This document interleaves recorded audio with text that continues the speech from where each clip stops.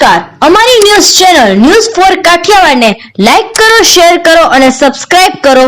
News for Kathiawad. નમસ્કાર.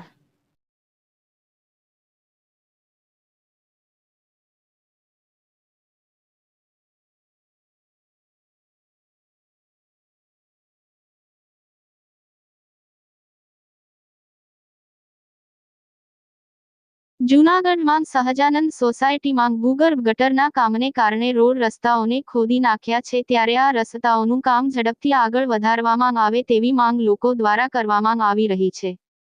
જૂનાગઢમાં ભૂગર્ભ ગટરની કામગીરી હાલમાં ચાલી રહેલી છે અને જેના ભાગરૂપે અનેક વિસ્તારોમાં પાઇપલાઇન નાખવા જેવી અનેક કામગીરીને લઈને રસ્તાઓને ખોદી નાખવામાં આવ્યા છે અને હાલમાં જૂનાગઢ સહજાનંદ સોસાયટી સહિત અનેક સ્થળોએ આવા રોડ રસ્તાઓને ખોદકામ થયેલ છે, જેને કારણે લોકોને પારાવાર હાલાકી ભોગવવી પડી રહી છે. ત્યારે આ કામ ઝડપથી આગળ વધે તેવી લોકમાંગ ઉઠવા પામી છે.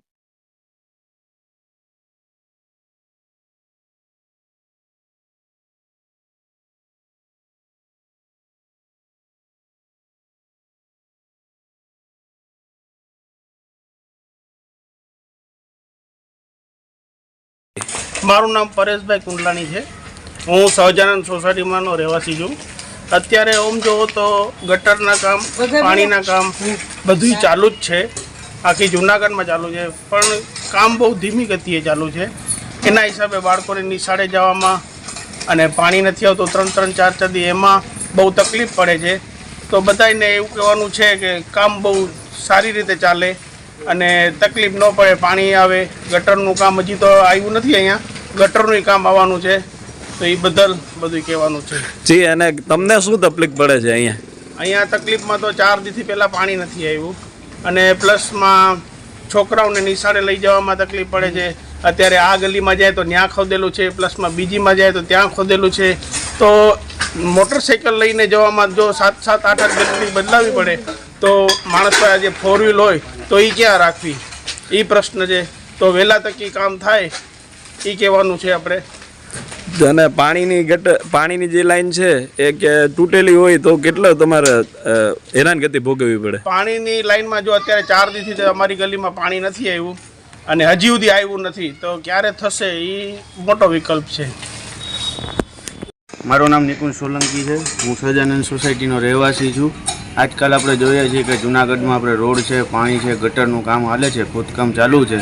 તો આ કામ છે નો ડાઉટ્સ કે નગરપાલિકા છે એ આપણા માટે જ, લોકો માટે જ બધું કામગીરી કરે છે અને સારું કરે છે.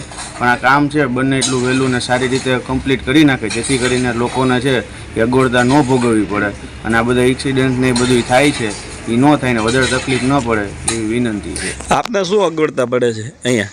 એમાં બધાને એવું છે, બધી જો ગલી ને બધી ડોક્સ હોય બરોબર છે, બધી ગલી ફરીને જવું પડે.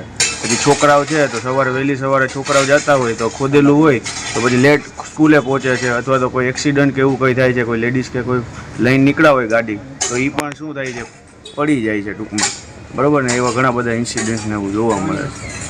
અને પાણી વિશે, પાણીનું કંઈ? પાણીમાં એવું છે, પાણી એક લાઈન હોય બરોબર છે ગલીની, તો લાઈન જ પ્રોપર શું થઈ જાય છે, તૂટી ગઈ હોય તો પાણીને બ્લોક થઈ જાય, પછી કોઈ રિપેર કરવા આવતું નથી, બરોબર ને. રિપેર કરવામાં ઘણો બધો ટાઈમ વેસ્ટેજ થાય છે અને દિવસો નીકળી જાય છે, જેના લીધે પાણીના પ્રોબ્લેમ છે ઘણા બધા રહે છે.